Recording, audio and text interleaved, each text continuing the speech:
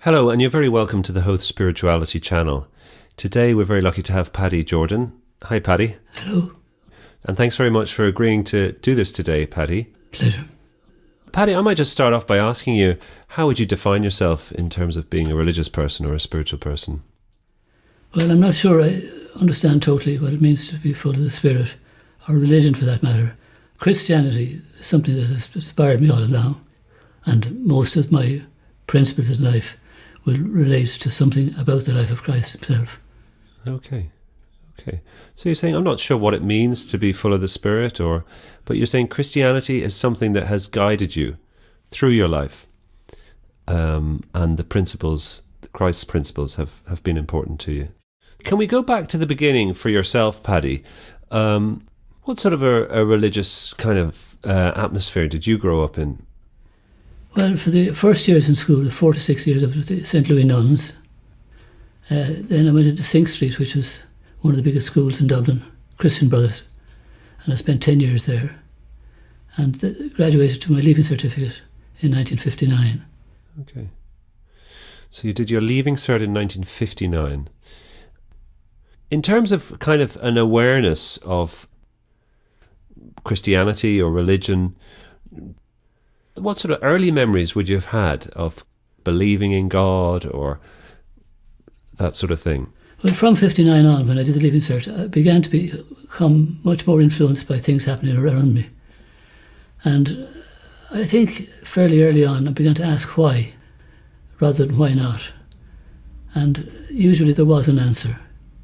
If there wasn't an answer already pre-made for me, I made the best one I could for myself, made it myself. Okay. And can you remember, Paddy, were there any kind of figures in your life, either in your family, your parents, or extended family, or school, or neighbours, who were important in terms of development of your faith or your understanding of Christianity? Well, we were 41st cousins in the family, and I was the oldest boy. There was one girl older than me. And that gave me some leadership responsibilities. I don't think I understood them as such, but I believe that's as it was. So that whatever Paddy got in the leaving cert would be measured against one of his cousins, how well they did. Everything else seemed to be centred around school. And we had the nuns in Rathmines and the Christian Brothers in the city. And at least one or two of them each year would inspire me in their own way. And if they didn't inspire me, I just left them to one side and went with those who did. So one or two of the Christian Brothers or nuns would inspire you? Yeah. Okay. Can you remember any of the sort of inspiration that you got at that time from the Christian Brothers or the nuns?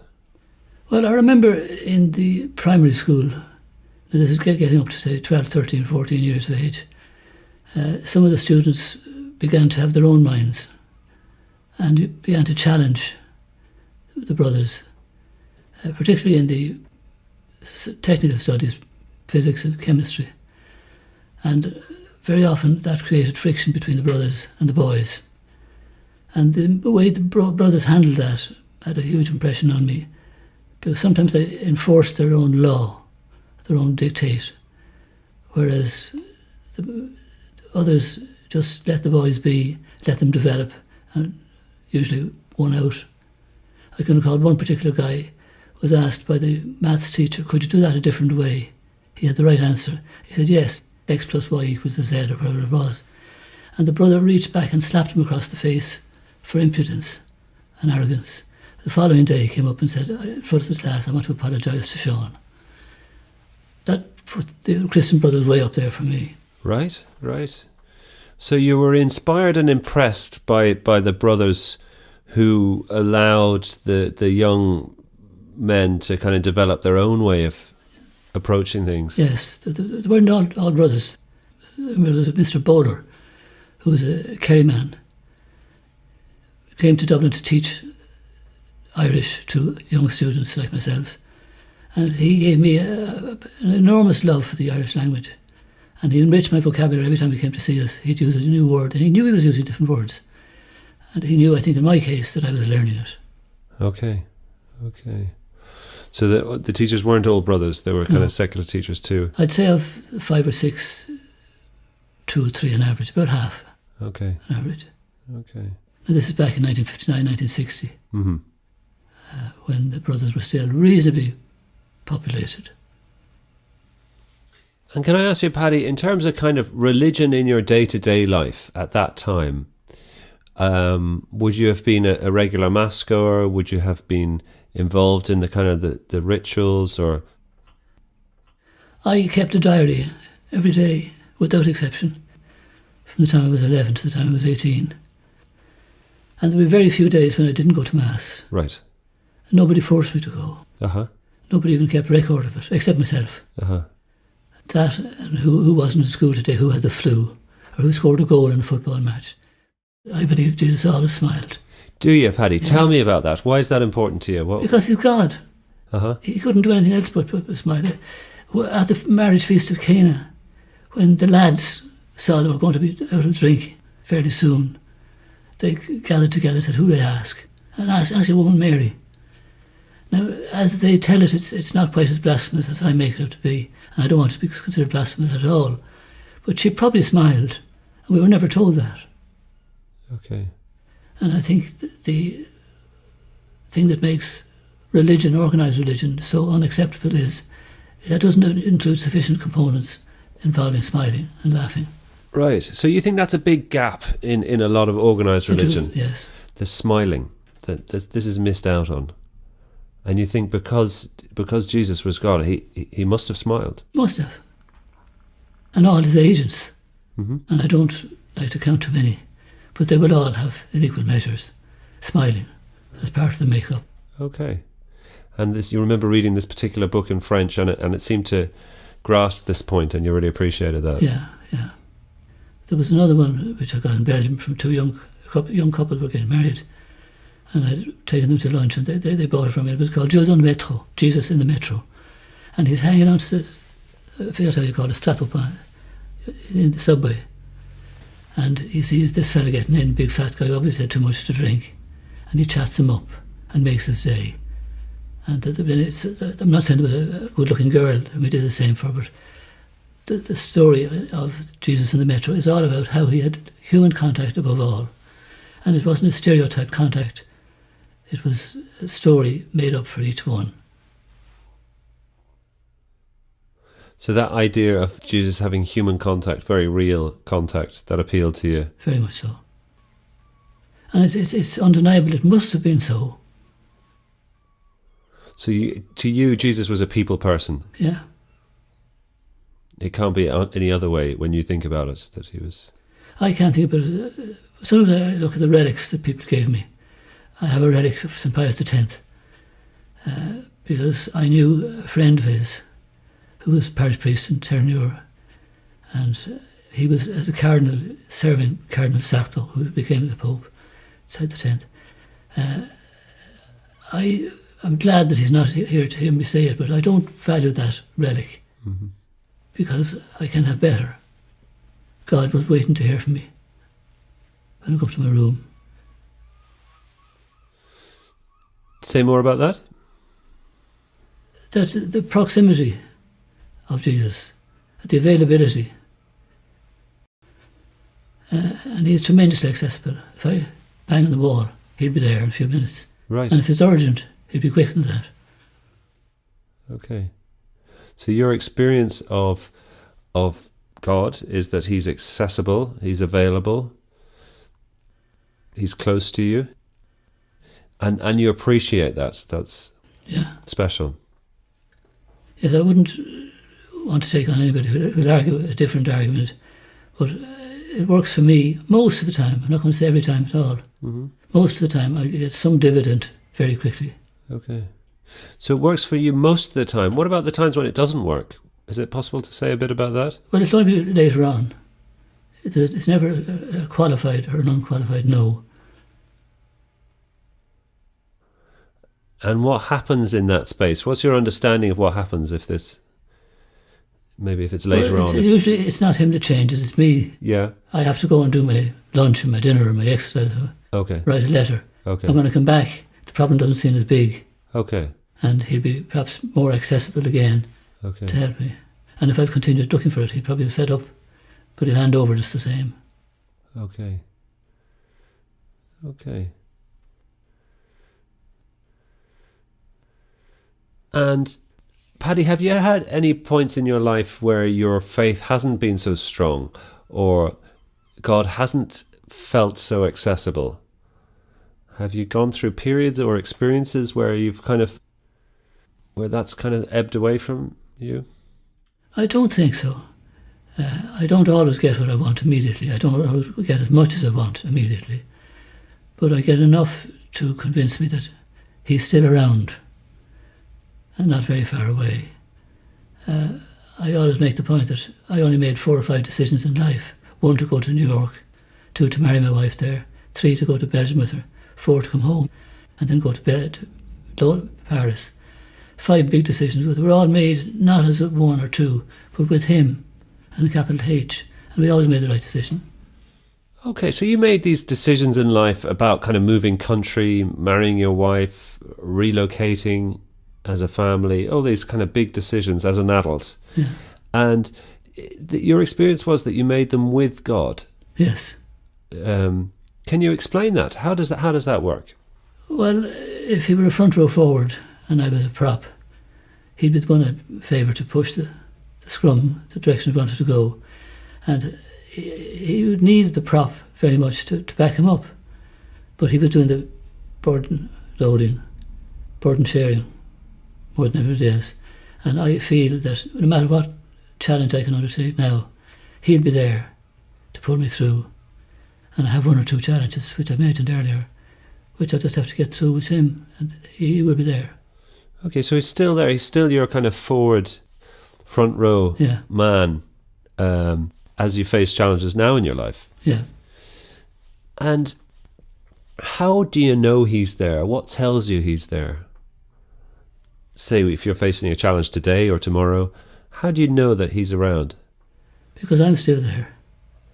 When I'm not there, his light, my life and his light would probably have to be unnecessary.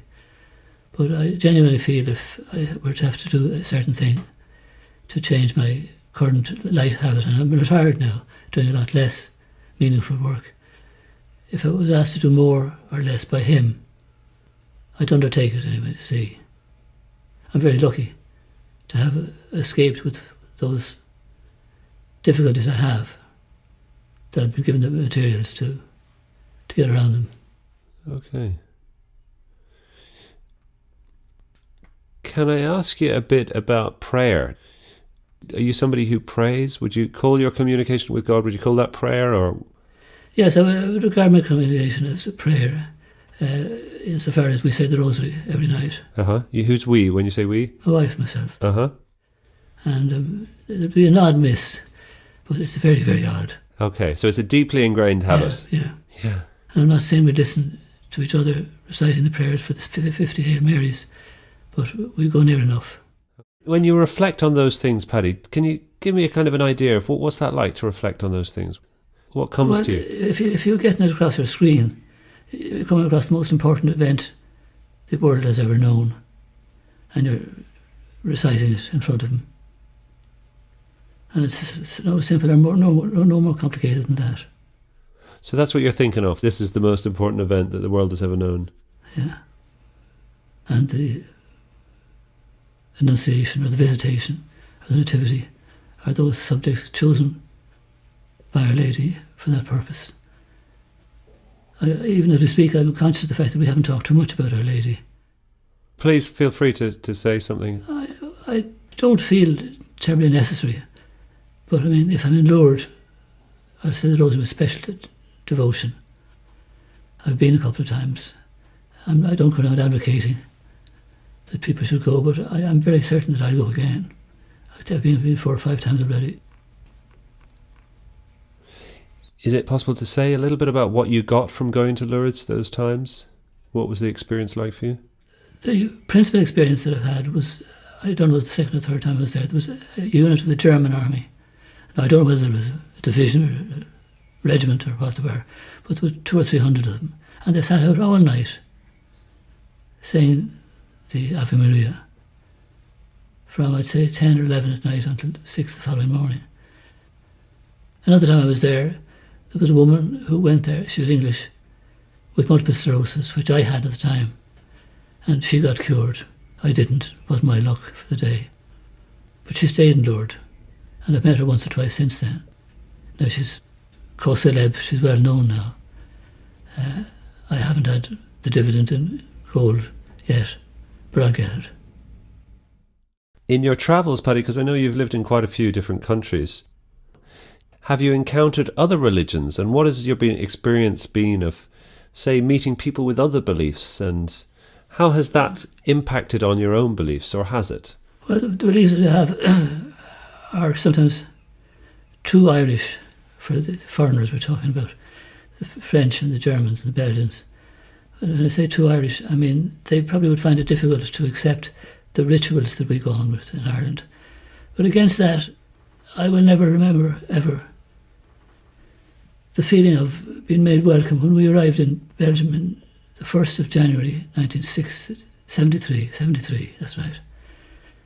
We went down to Rixensart, which is 25 kilometres from Brussels, where we had rented a house for 7 years, as it turned out. When we moved into that house, our furniture arrived at 9 o'clock, and they're bringing the furniture into the house until 12 o'clock. And at 12 o'clock, a door knocked. It was the neighbour, Nicole. Your lunch has been served. And the house with two of the kids were in there. The other two were up the road with the Grenadiers, another family. And their lunch has been served at 2 o'clock as well. And those people maybe went to Mass only once a month, or maybe once a fortnight. It doesn't matter, not or not. They showed more Christianity to us than all the other neighbours. But there are a lot of neighbours like that. And I believe that the incident of the two neighbours, each of two families, is as good to illustrate why I prefer Christianity to religion. That these people are Christians 6 days a week, or 5 days a week. And despite all our rituals here, I wouldn't give us the same marks at all. Okay. So it's the actions of people in everyday life, yeah, you think are more important than the formal rituals. Okay. Can I ask you, Paddy, what do you think happens to you when you die? It doesn't worry me terribly if I've been playing a good game up to a certain point, which we'll call death. And if it were to happen to me today, well, it can't happen in 10 years' time. So I want to make sure I'm doing reasonably good work, whatever it is, right through. I've just passed that time in life when I would spend more time on this earth than my father. Meant a little to me. That means he must have something else for me to do. Unquestionably, he's something else for me to do. I don't know what it is, though. Okay. So it sounds like, Paddy, you're very much more focused on life than death, and that playing a good game is kind of the answer to death. And passing your father's age has a meaning for you. It says to you that God has a project for you. Yeah. That has still work to be done. Yeah, I think it's all planned in a way. Paddy, well, thanks very much for sharing with us. I'm wondering, is there anything I haven't asked that you're kind of surprised I haven't asked, or it has occurred to you as you've been speaking that you'd like to say more about? No, I feel certain there'll be lots of things I think of the minute I go home. But I'm sure that your questions have been provocative enough to get me speaking on subjects I didn't think I knew anything about. Okay. Well, Paddy, can I say it's been a real pleasure listening to you today. So thanks very much for sharing that with us. Thank you for having me.